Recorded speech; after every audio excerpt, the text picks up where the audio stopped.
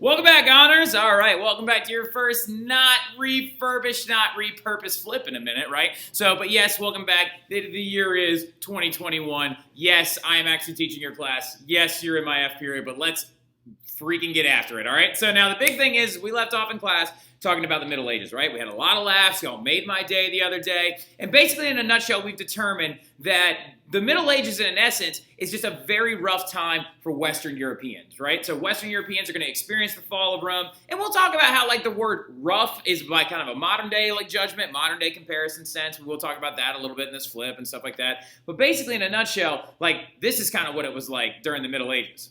Swanson. Wool. Host? Annual. Host. Annual. An annual meeting of.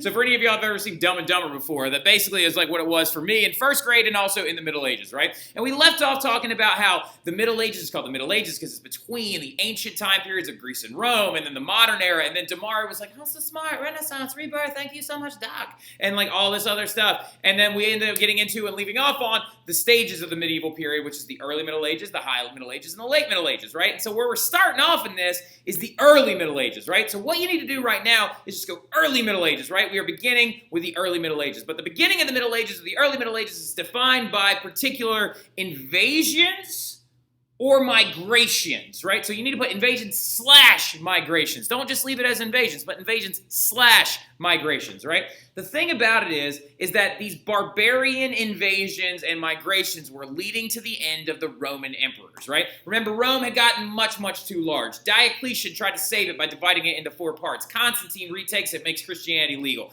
Theodosius tried to split it into 2 parts, but the Roman Empire just could not be saved. There were too many bad emperors, too much poor leadership, and too large of an extension of their governmental territory. These barbarians were invading on the outskirts, migrating throughout the Roman Empire, and the Romans had no real ability to track them, know where they're going, or any way to defend themselves from them, right? So you're seeing the fall of the Roman Empire is the thing that begins the early Middle Ages. You like that? Like that? Check that out. Right? The fall of the Roman Empire leads to this period known as the early Middle Ages. Hold on one second.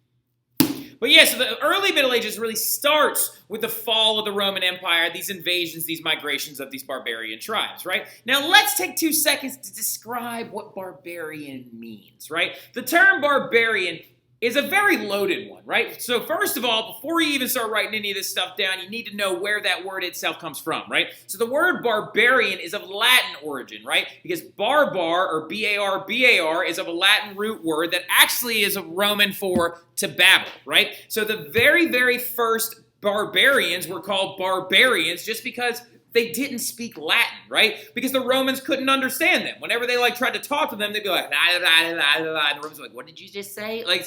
That is literally the reason why they referred to them as barbarians, because they were babblers, people that they couldn't understand, right? Now, eventually, though, barbarian morphs into a Roman word that is used to describe a person that they deem to be uncivilized, right? So they thought that they were they're not Roman, so they're gross, right? They're not Roman. They don't do the things Romans do. They don't use our gods. They don't make our buildings. They don't make our art. They're not Roman. They don't have a military like ours. They're not as good as we are. So as the Roman Empire began to evolve, the word barbarian was used to refer to these people that Romans believed to be uncivilized savages, right? One of the biggest reasons why barbarians actually were referred to as uncivilized by Romans is because Romans used to add water to their wine, mainly just so the alcohol inside of the wine would kill the bacteria in the water, making water safe to drink, right?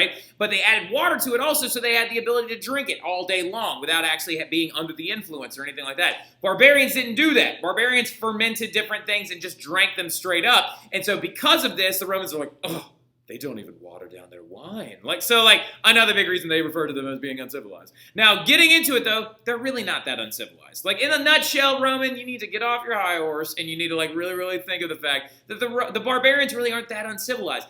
They just haven't had a chance yet to develop into what Rome was. Rome is an anomaly. Rome is an asterisk. Rome is this, wow, everything went perfect for them, and they became the most intelligent, large, and military dominant group that the world had ever seen up to that point, right? Well, that the Western world had ever seen up to that point. Now, looking at this entire thing, though, the people who call them uncivilized are Romans, because the Romans, everyone is uncivilized, right? So, like, they conquered in the pursuit of land and resources, these barbarians did. That's why we refer to some of their invasions as migrations, right? Because they're looking for new resources. They're trying to find a new home. They're trying to find new farmland. They're trying to find areas where they can stop being semi-nomadic and just be like non-nomadic and actually become sedentary, make surpluses, make a life for themselves. Now the problem is the place where a lot of these barbarians are moving into is the Roman Empire, or the Romans are taking them over and taking their land from them and creating a Roman influence area. So really, when you think about it, it's not really the barbarians' fault that everything went wrong. It's kind of the Romans' fault for maybe extending themselves a little bit too far. And also in the back of your mind, a lot of y'all think of barbarians as looking like this, right? So some jacked guy with a ponytail and like something on his face and a huge sword and a shield.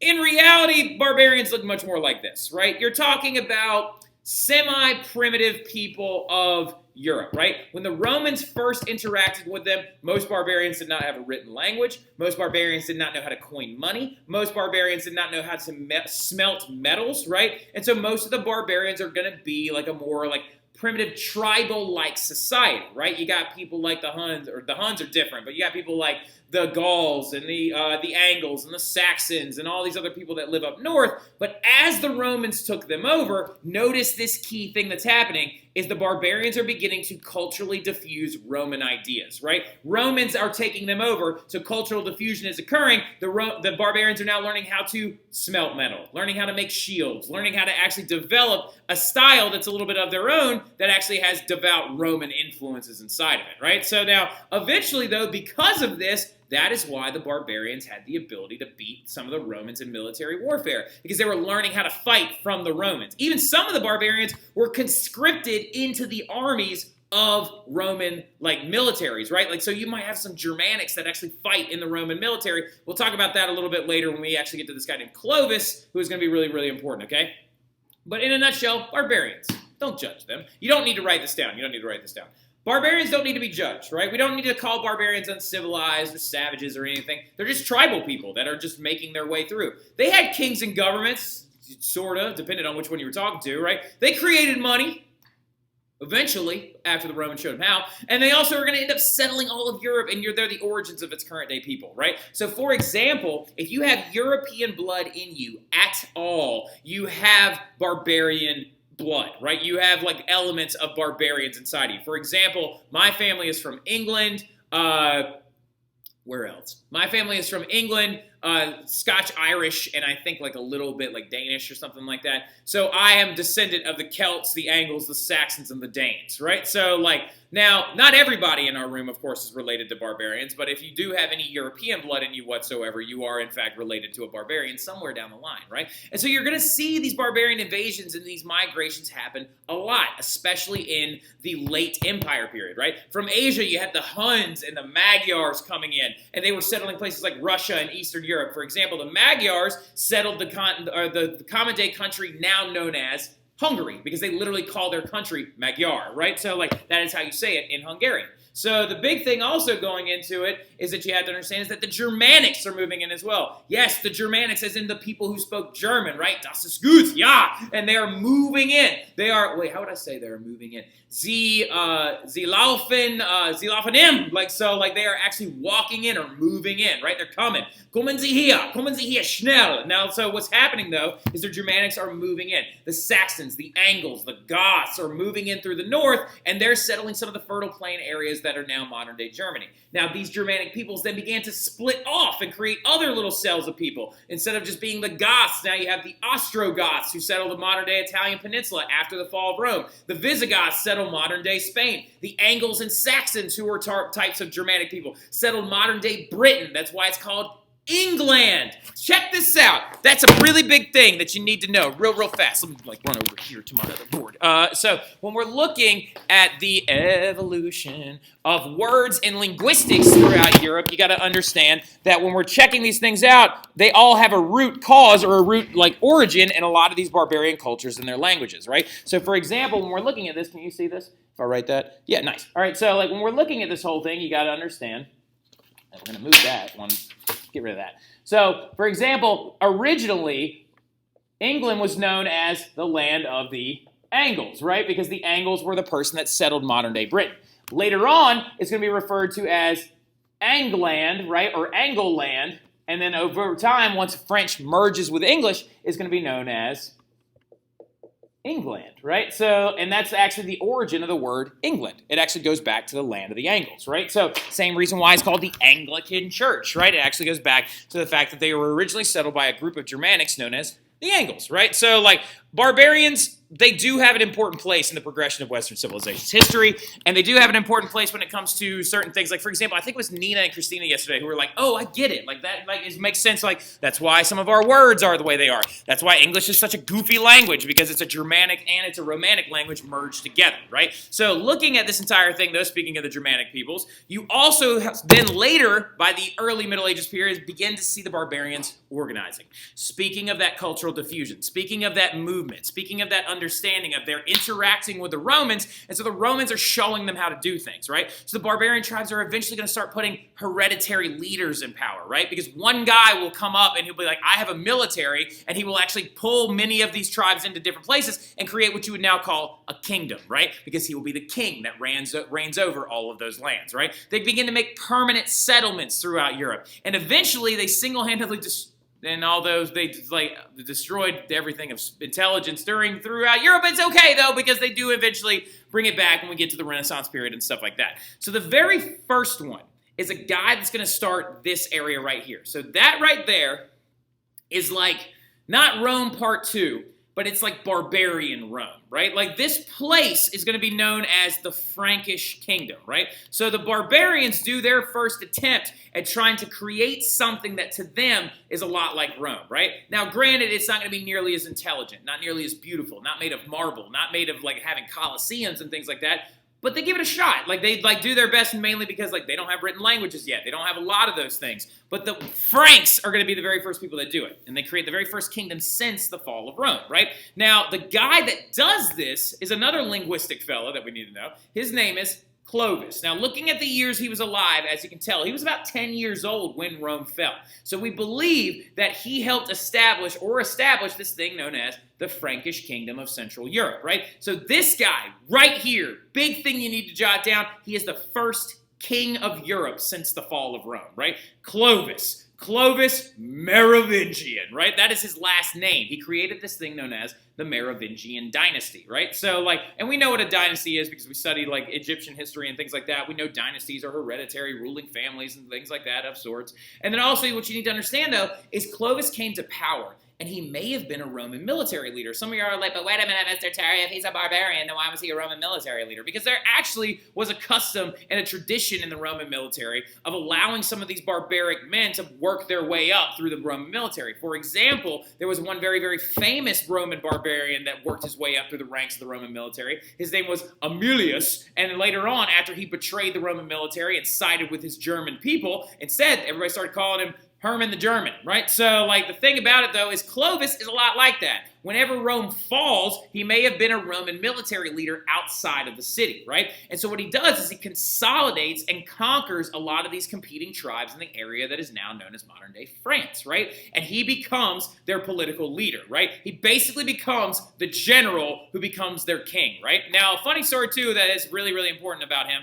is that he emphasizes and shows the growth of Catholic Christianity, right? So due to this entire construct or understanding, remember, Christianity is spreading like crazy during the early Middle Ages. And Clovis is a big example of that. Clovis is going to end up converting to Christianity after his wife basically pesters him into doing it, right? So originally, he was a pagan. To give you a heads up what a pagan is a person that is not Christian that is believed to worship multiple gods, right? So, like, Clovis had a religion that he liked a lot early on, right? And it had multiple gods and different gods for the seasons and stuff like that. And then his wife was like, hey, this Christian religion is spreading really fast, and it's spreading amongst the people that you have conquered. So because of that, if you convert to Christianity, you will have a unifying force throughout your kingdom, so you can actually appoint yourself and the religion and have more power. And he goes, no, I like my gods and stuff like that. I'm keeping it the way it is. And she says, fine, if you don't want to do it, then I'll baptize your son, because sons are going to end up inheriting his throne, right? So she goes and she baptizes his eldest son. Well, the problem was there was a bacteria in the water that ended up getting sick and he ended up dying, right? So and he's like, what the heck? This Christianity thing is a terrible idea. Just killed my kid. She was like, no. Let's try again. We have 2 sons. Let's do it on the other way. And so she actually went and baptized the other son, and he almost died, right? But eventually, his baptism is going to be a massive moment in European history, because literally it's referenced constantly, the baptism of Clovis, because it is believed that he was actually baptized inside of a city that is now modern-day Reims, right? As in, Miss Reims, right? So, that right there is the baptism of Clovis, right? So it shows the unification and the spreading of Christian religion and the unification and spreading of government and Christianity together, right? So we're seeing Catholic Christian monarchs come to power with the church at their back, right? So as you can see, the baptism of Clovis, right? Now, so that is him actually being baptized. So now that's a big deal, but also it's a big deal, his name, okay? So what's going to end up happening linguistically as these languages spread and stuff like that, he is going to be considered the first French king as well. Look at his name. What ends up happening as the languages evolve and as Latin begins to mix with the Frankish language, they end up changing the name and the pronunciations of very many words, right? So when it happens to Clovis's name, they end up dropping the C and turning the V into a U, and it's why every single French king is named Louis, right? So because he is believed to be the first Louis. But yes, as you can see, that's why we call all these different kings Louis, right? And he is considered the founder of what is now known as France, right? He created the very first empire, country, or territory since the fall of Rome. Now, he's not my favorite. He's only really, really cool for one particular reason. One, he's cool because he's the very first king to receive this image of a ruler inside of a country, and it's the fleur-de-lis. And it's literally called the fleur-de-lis because it actually is meant to simulate a European iris flower, and it's the Father, the Son, and the Holy Spirit, right? It's showing the kings and the heraldry of French kings being associated with the Christian religion. That actually is the origin of the fleur-de-lis, right? So now I don't like him that much though as a leader just in general, because he did come to power and he consolidated a territory, but he didn't do nearly enough, in my opinion, when it comes to spreading intelligence, right? He himself did not know how to read or write. Now, then what's going to end up happening is as the political systems begin to evolve, right? In the Frankish Kingdom, or the Frankish territory, this place that was the largest thing since the fall of Rome, what ends up happening is the king of the Frankish territory ended up having a lot less power than this other individual that came about, right? And that was known as the Master of the Palace, right? And this guy known as the Master of the Palace was basically the king's most trusted advisor. And the king's most trusted advisor had to know how to read, had to know how to write, and had to be very intelligent. And so by proxy, they kind of marionetted everything from the behind-the-scenes thing. And what ends up happening is a very famous Master of the Palace comes to power, and his name is Charles Martel, right? So Charles Martel was not a king of the Frankish territories. He was a Master of the Palace. And because of this, he ends up actually basically installing a lot of enthusiasm and a very good name for himself. He even earns himself a nickname known as the Hammer, right? Charles the Hammer Martel. And the reason why he is known as Charles the Hammer Martel has to do with the growth of Eastern empires during this time period. So here is Charles Martel, the Master of the Palace, not the king of the Frankish territory, seated right there on top of a horse, right? And he's fighting or beating back these people right here and defending this woman who represents innocence, right? These people are Muslim, right? So they are a part of the Muslim faith during this time period, because if you do remember, you remember that the Muslims had expanded through North Africa and into southern Spain, right? So he's called the Hammer because at the Battle of Tours, he starts beating the Muslims back down into Spain and hopefully pushing them into North Africa. Not hopefully, but that's what he was hoping for. And so even in Spain today, we actually see the influence of Muslim architecture throughout southern Spain. You can actually go see these places even today. And so because of that, also, as you can see, he begins to set the standard of Christianity versus Muslim forces, Charles Martel. Now, what ends up happening, though, is one of Clovis's children descendants dies with no heir. And because Charles Martel had impacted so much influence, his son becomes the next king of Europe, right? So the next king of the Frankish kingdoms, right? And his name is Charlemagne, right? So Charlemagne, the son of Charles Martel, ends up rising to power and becomes the new king of the Frankish territory because of the influence of his father's beating the Muslims back into Spain, right? So Charlemagne's very important because he is a very strong and powerful leader. Very strong Christian, very, very aggressive Christian as well. Did a lot when it came to spreading a lot of the very, very important things that we now consider as in, well, we'll get to it, we'll explain it. So now the thing about it is, though, is Charlemagne, powerful leader, very strong Christian, fought many, many wars against other barbarian tribes and expanded the Frankish territory even further. And since Clovis's family had now died out, that means the Merovingians have now gone away, and it brings rise to the Carolingians. So that is Charlemagne's last name, is Carolingian. Okay, so since he creates the Carolingian Empire, because he expands off the success of the Merovingian Empire. Now, the reason why Charlemagne is so great and why he's known as Charles the Great, a lot of it has to do with the fact that he protected the Pope from an invasion, right? So crowned by Pope Leo III as the very first person known as the Holy Roman Emperor, because basically to the barbarians, the Frankish Kingdom was Rome to them, right? So what happened is Charlemagne saved the Pope from being invaded and taken over by a group of Vikings, right? And so since he defended and saved the Pope from a group of Vikings, the Pope crowns him as the Holy Roman Emperor, right? Now, it is important to notice the Pope is crowning him, trying to, again, show a merging of Catholic Christianity and governmental power, right? Because now, basically, in a nutshell, Charlemagne believes the Pope needs to help me because I protected him, and I will protect him, and I need to help the Pope because he is coronating me and giving me reign over the Christians of Europe, right? Now, he's also known in a nutshell as the father of Europe, right? He united barbarian tribes in the West, and he also brought even more stability. And one of the biggest things he's known for is this thing known as the Carolingian Renaissance. Now, underneath the Carolingian Renaissance, let's jot a couple of things down.